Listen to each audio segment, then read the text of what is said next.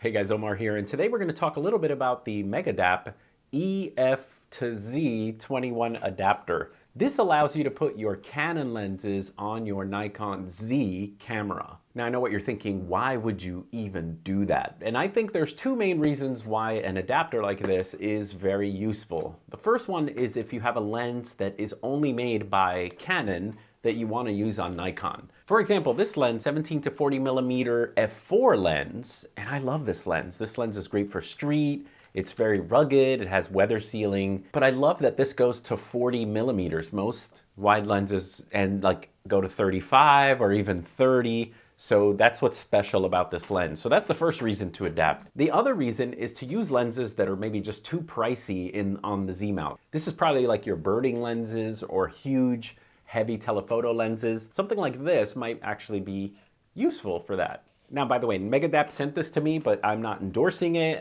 This is also not an ad. I just like to try new things. So I told them, hey, let me try it, and I'll just, in this video, giving you my thoughts on how it worked out. But it's not really a super technical review, or definitely not an endorsement. Also, don't listen to the naysayers, because you do you.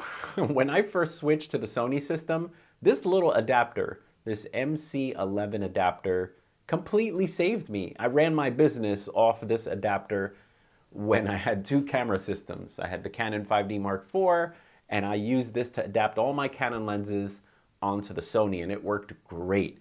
So I am totally for adapting lenses, and don't listen to people that tell you that it's dumb and you should buy only the brand. You do you.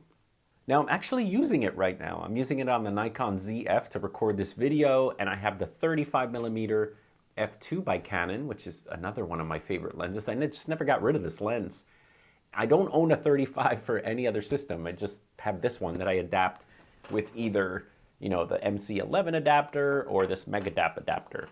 Now, if you look at the adapter, it's actually bigger than Megadap's original adapter, and that's because that was adapting Sony lenses onto Nikon mirrorless. And when you adapt mirrorless to mirrorless, the distance that the lens needs to be mounted on the camera is very tiny. It's called the flange distance, So these guys are DSLR lenses, so they're further away from the sensor. And so this adapter is just a little bigger. The good news is, since it's bigger, it actually has space for a control wheel. And what's neat, especially with the Nikon ZF, is you can program this to be aperture.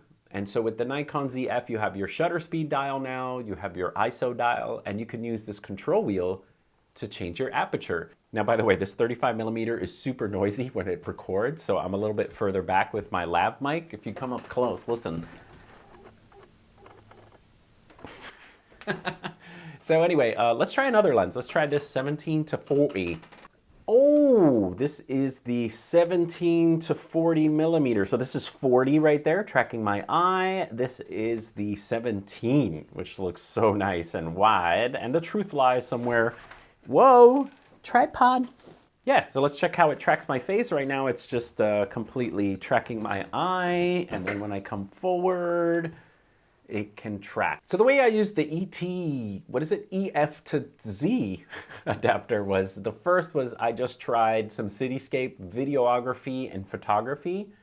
And what I discovered when I did that was that image stabilization is not coming from the lens. If you keep image stabilization on the lens, it doesn't work as well. It's actually better if you turn off lens stabilization and then use the camera's body stabilization. And the other thing I could report if you're shooting portraits or landscapes or cityscapes is the autofocus is just snappy, quick, and reliable, so great. So then I went to a track meet and I tried shooting the Canon 70-200 with the 100 millimeter dash. It's a very quick race. 100 meter dash, and it pretty much grabbed focus, I would say, over 90%, maybe one or two. Yeah, shooting 10 frames a second and photographing the people running. I was very happy with the success rate. The lens didn't hunt with the adapter on. And with the long jump, my son was practicing his long jump. I got sharp shots of him. Every now and then, but the same with any lens, this could be more a camera issue than the adapter issue. It will miss one, like it will focus on the ear, but pretty much all the images, or most of the images, were sharp. Okay, that was a quick look at the Megadap EFTZ adapter, and I'll see you guys next time.